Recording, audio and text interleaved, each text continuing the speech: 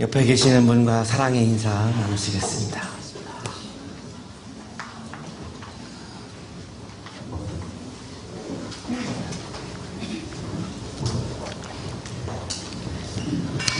아리스토텔레스는 최고 지도자의 덕목으로 수사학을 꼽았습니다. 수사학이라고 하는 책에서 아리스토텔레스는 수사학은 설득하는 기술이다 이렇게 이야기를 합니다. 인용하겠습니다. 수사학은 엄밀한 의미에서 설득과 관계가 있으며 설득은 증명의 일종이다. 지도자는 사람들의 마음을 설득할 수 있어서 내가 하려고 하는 말을 그 사람들이 얼마나 많은 사람들이 그거를 공감하고 받아들일 것이냐, 그걸 따를 것이냐, 그것을 리더십이 결정된다는 거죠.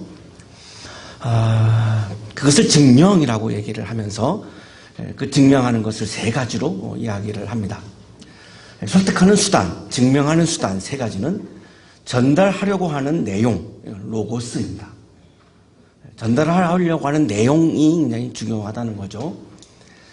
두 번째, 내용이 전달됐을 때 표출되는 감정, 파토스입니다.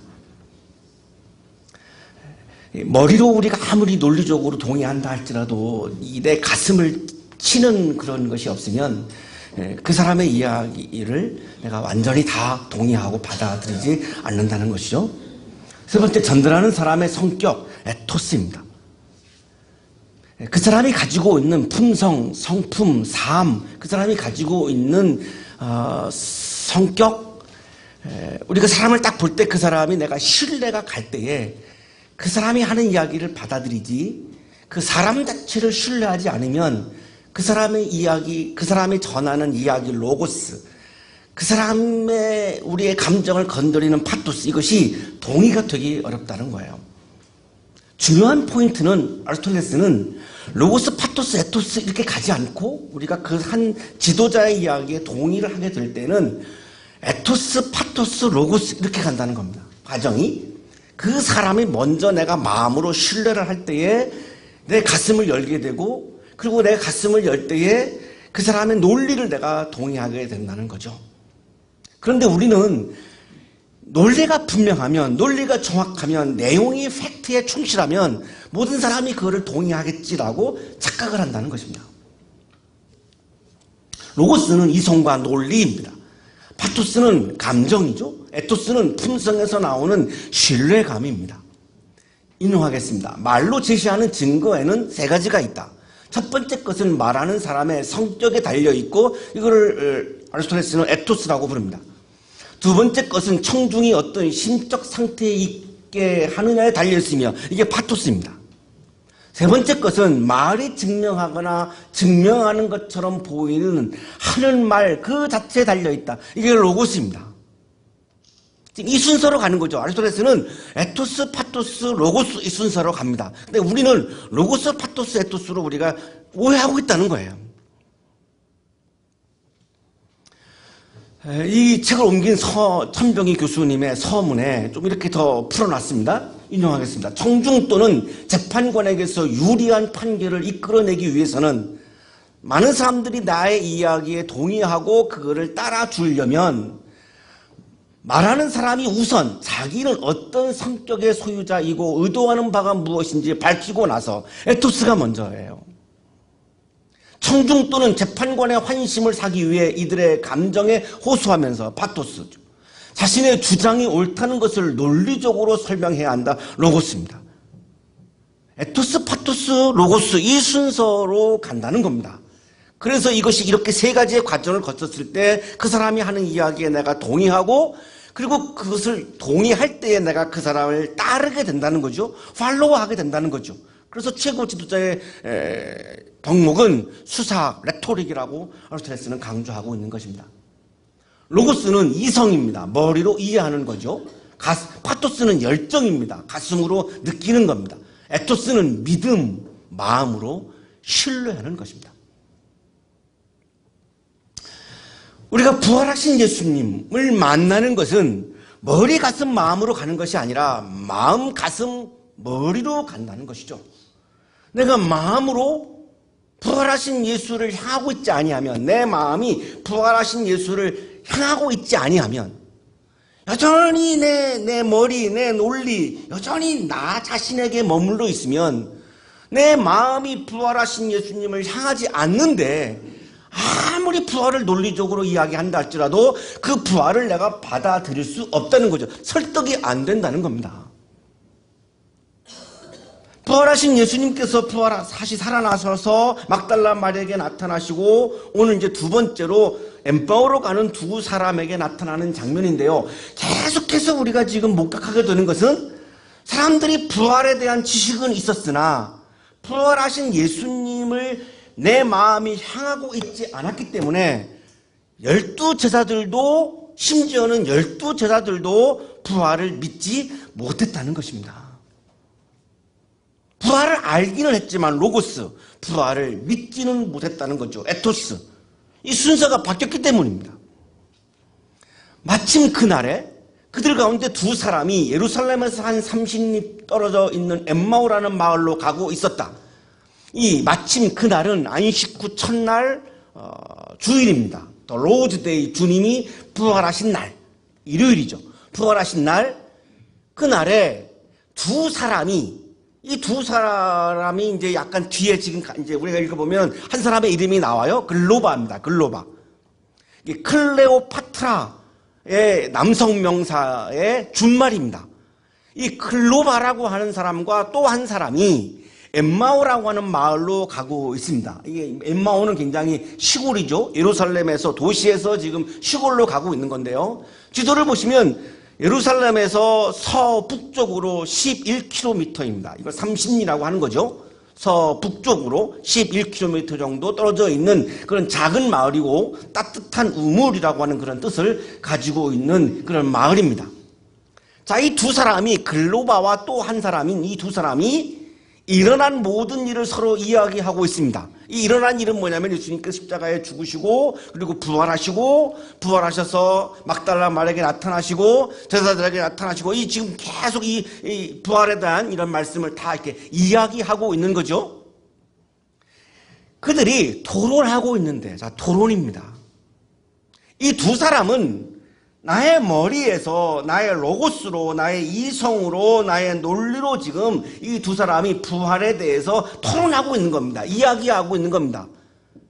내가 부활을 안다라고 하는 말과 부활하신 예수님을 향해서 내 마음이 향하고 있다라고 하는 말은 다른 차원이죠. 내가 어떤 사람을 안다는 말과 내가 그 사람에게 내가 굉장히 마음이 향하고 있다, 이것은 굉장히 다른 차원인데, 이 두 사람은 지금 부활에 대해서 지성의 차원에서, 로고스의 차원에서 지금 토론하고 있는 거죠. 예수님께서 그들에게 끼어들으셨어요. 동행하셨어요. 자, 그런데 이상한 일이 벌어졌습니다. 그들은 눈이 가려져서 예수를 알아보지 못했습니다. 바로 옆에 있는데 예수님을 알아보지 못하는 거죠. 눈이 가려져서 라고 하는 말씀은 에크라통토라고 하는 헬라어인데요. 존 놀란드라고 하는 성서학자가 이걸 이렇게 주석하고 있습니다. 제자들의 마음 상태에 의한 것이었다고 설명되기도 한다. 내 마음이 예수님을 향하고 있지 않으니까 옆에 와도 보이지 않는 거죠. 우리가 일상 속에서도 어떤 사람이 나에게 찾아왔는데 내가 그 사람에게 별로 내 마음이 없으면 뭐 왔는지 안 왔는지 있는지 없는지 별로 신경을 안 쓰죠. 이거는 우리가 안 보인다, 존재감이 없다, 이런 말을 우리가 하는데요. 그렇게 이해하셔도 될 것 같은데요. 이게 분명히 예수님이 계셨는데 안 보이는 거예요. 왜 안 보일까요? 내 마음이 예수님을 향하고 있지 않는 거예요. 아무런 상관이 없는 거예요. 예수님하고 지금 나하고. 부활에 대한 로고스의 차원에서 지금 토론을 하는 게 중요하지, 나의 논리가 중요하지, 나의 이성이 중요하지, 부활하신 예수 그 존재 자체가 지금 이 두 사람에게는 중요하지 않다는 거예요. 두 사람의 의식과 시각이 변함없음을 가리킨다. 호쿠마 종합수석에서는 이 눈이 가려져서라고 하는 걸 이렇게 풀이하고 있는데요. 전혀 이 두 사람은 변함이 없어요. 여전히 계속 처음부터 끝까지 부활을 로고스의 차원에서 지금 이해하고 있고, 토론하고 있고, 이야기하고 있는 거죠. 자, 그런데 부활하신 예수님은 달라졌습니다. 이전의 모습과 달라졌죠. 부활하신 이전에는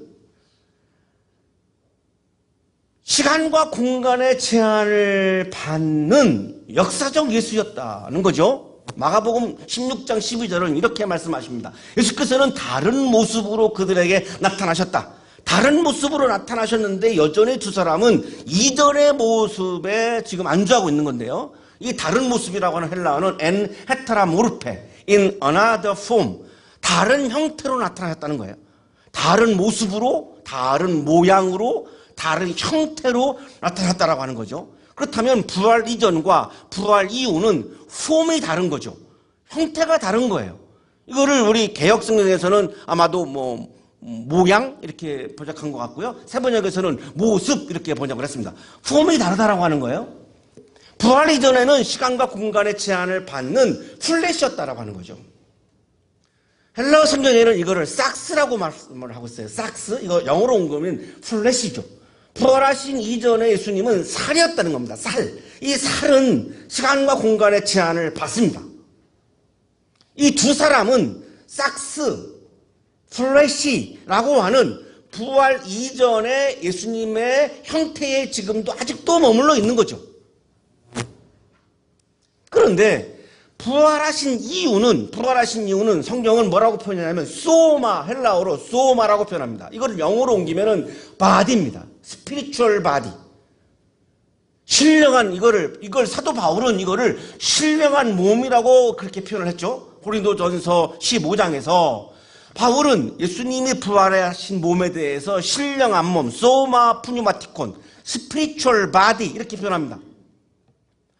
이 시간과 공간의 제한을 받는 플래시, 살이 아니라 부활하신 예수님의 몸은 시간과 공간의 제한을 받지 않는 소마 푸뉴마티콘, 스피리추얼 바디, 신령한 몸으로 변했다는 거죠. 이게 지금 다르다라고 지금 이렇게 말씀하는 거죠. 마가복음이 다르다 이거예요. 자, 그런데 이 두 사람은 부활하시기 이전의 예수님의 모습, 예수님의 폼이라고 하는 로고스의 차원에서 아직도 지금 거기에 머물러 있다라고 하는 것을 성서 수석자들이 이렇게 지금 표현하고 있는 거예요. 그런데 부활하신 이후에는 바뀌었는데, 몸이 바뀌었는데, 다른 형태로 바뀌었는데, 이거를 전혀 이 두 사람은 이 마음이 바뀐, 변화되어진, 달라진 예수님에 대한 마음이 전혀 없다는 거죠. 여전히 이전의 모습에 지금 머물러 있다는 거예요. 그러니까 보일 수가 없는 거죠. 예수님을 만날 수가 없는 거죠. 자, 여기에서 우리가 부활하신 예수님을 만나지 못하는 지금 실마리가 나오는 겁니다. 우리가 정말로 신앙생활을 열심히 해도 우리가 부활하신 예수님을 만나지 못하고 부활을 믿지 못하는 그리스도인들이 많죠. 왜 그럴까요? 만나지 못하니까. 왜 못 만날까요? 여전히 우리가 로고스의 차원에서 부활 이전의 예수의 아직도 머물러 있기 때문에 달라진 예수님에 대한, 부활하신 예수님에 대한 마음이 없는 한 부활하신 예수님을 만날 수 없는 거죠. 그래서 그들에게 물으십니다. 당신들이 주고받는 이야기가 뭐죠? 자, 그들이 침통한 표정을 지으며 걸음을 멈춰요. 자, 여기 분명해지는 사실이 하나 있습니다. 이 두 사람이 부활에 대한 이야기를 하는데 마음이 어땠습니까? 침통했습니다. 부활을 얘기하는데 왜 침통할까요? 부활은 죽음을 이긴 건데, 죽음에서 살아난 이야기인데 왜 부활을 얘기하는데 이 두 사람은 침통할까요? 부활을 로고스의 차원에서 이야기하고 있기 때문에, 부활을 마음으로 믿지 못하고 있기 때문에, 부활하신 예수님을 내 마음이 부활하신 예수님을 향하고 있지 못하기 때문에 아무리 부활을 시각적으로, 이성적으로, 논리적으로 아무리 이야기해도 그 부활에 대한 이야기는 기쁨을 주지 못한다는 것입니다. 이것이 부활을 믿지 못하고 있는, 부활하신 예수를 만나지 못하고 있는 바로 우리들의 똑같은 모습이죠. 부활을 우리가 이야기하지만, 우리가 부활에 대한 말씀을 듣지만 여전히 우리들의 마음은 침통한 상태입니다. 부활을 믿지 못하기 때문이죠. 부활하신 예수님을 만나지 못하기 때문이죠. 그들 가운데 하나인 글로바가, 여기 이름이 나오죠. 글로바가 클레오파트라의 여성 명사의 준말입니다. 글로바가 예수님께 말하죠. 예루살렘에 머물러 있으면서 이 며칠 동안 거기서 일어났던 일을 당신 혼자만 모른다는 말입니까? 무슨 일입니까? 나사렛 예수에 관한 일이죠. 그는 하나님과 모든 백성 앞에서 행동과 말씀에 힘이 있는 예언자였습니다. 글로바와 또 한 사람은 예수님에 대해서, 예수님의 기능에 대해서, 예수님이 말씀을 참 잘했다라고 하는 예수님의 기능에 대해서 얘기하고 있지, 예수님 존재 자체에 대해서 내 마음이 향하고 있지 않는 거예요. 예수님의 기능을 평가하고 있는 거예요. 그분은 굉장히 말씀에 힘이 있었다 이거죠. 이것이 예수님의 내 마음이 향하고 있는 거와 예수님의 기능을 평가한다라고 하는 건 완전 다른 차원이죠. 여전히 이 두 사람은 로고스의 차원에 머물러 있어요. 에토스로 가지 못하고 있어요. 우리 가운데 몇몇 여자가 우리를 놀라게 했습니다. 그들은 새벽에 무덤에 갔다가 시신을 찾지 못하고 돌아와서 하는 말이 천사들의 환상을 보았다. 천사들의 환상을 보았다는 거지, 예수님의 부활에 대해서 고백하지 않습니다. 천사들이 예수가 살아계신다고 말했다는 것입니다. 천사들이 예수가 살아났다라고 말한 거지, 나는 예수가 살아났다라고 생각한다, 나는 예수가 살아났다라고 믿는다, 절대 이런 표현하지 않습니다. 다른 사람의 이야기를 그냥 전하는 거죠. 천사들이 그러는데 예수가 살아났다고 하더라고요. 나는 믿지 않는다는 거죠. 나는 그걸 인정하지 않는다는 거죠. 그래서 우리와 함께 있던 몇 사람이 무덤으로 가서 보니 그 여자들이 말한 대로였고, 그분은 보지 못했습니다. 예수를 보지 못했다는 거지, 예수가 살아났다라고 고백하지 않습니다. 보지 못했다는 말과 예수님이 살아났다라고 하는 말은 다른 차원이죠.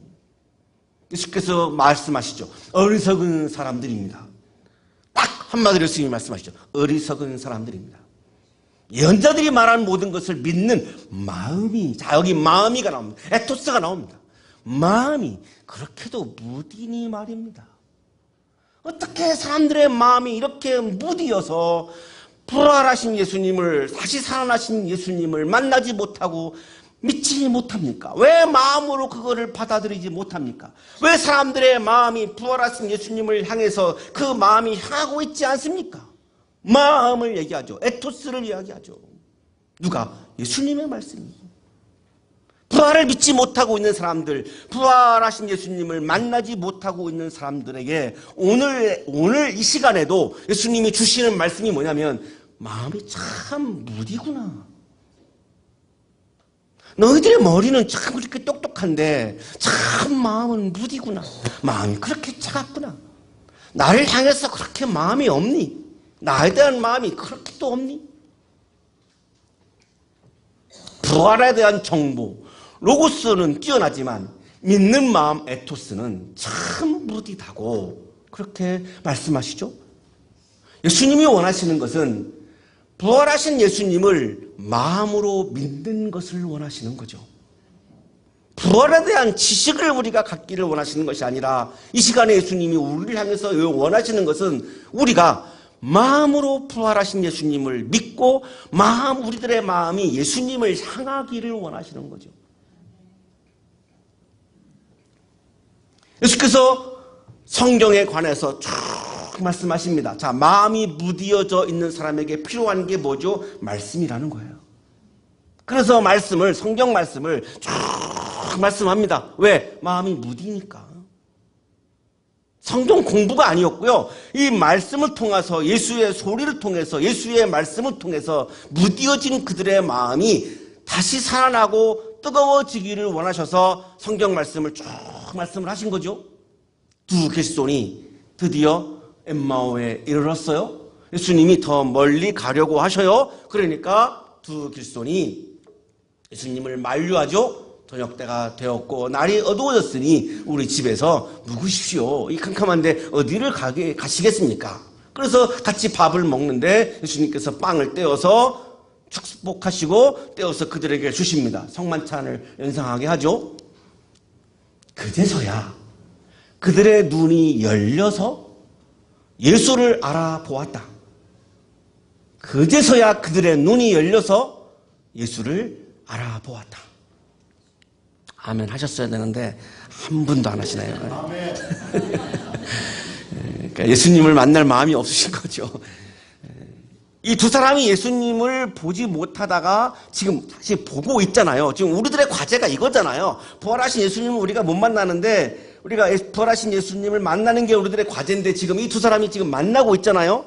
자, 그런데 이 보지 못하다가 보게 된 원인이 뭘까요? 두 가지입니다.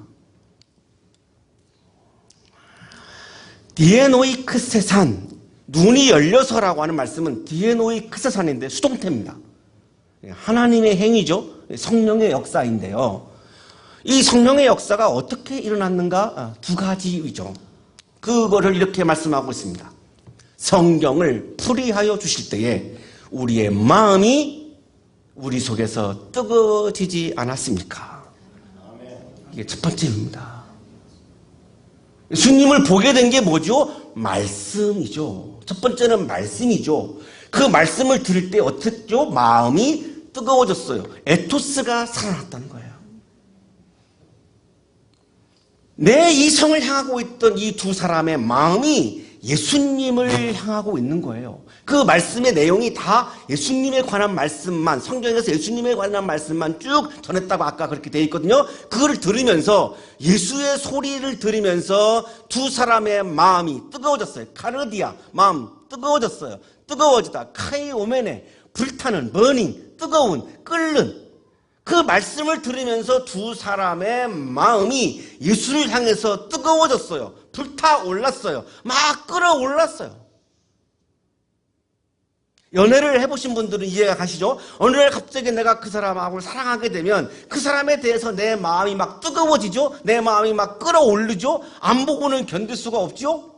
결혼하면서 이제 이게 좀 식어가지만 결혼하기 전에는 이동식 맞죠? 예.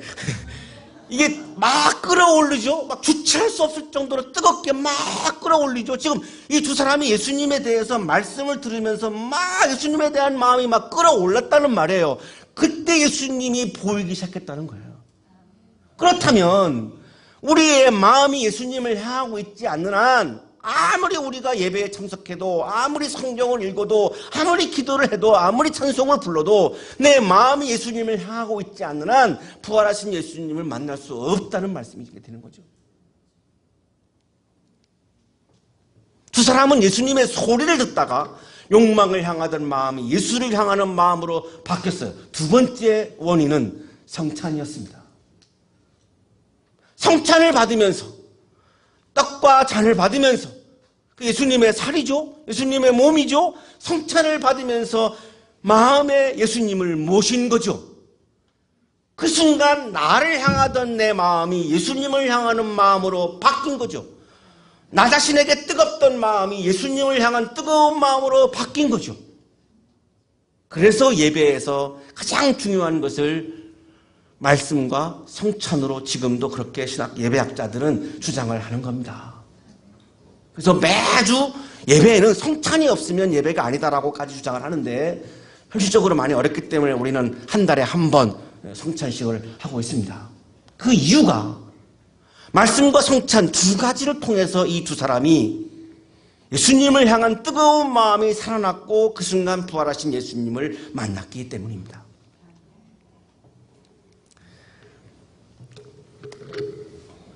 예수님을 만난 경험은 로고스가 아니었고 에토스였습니다.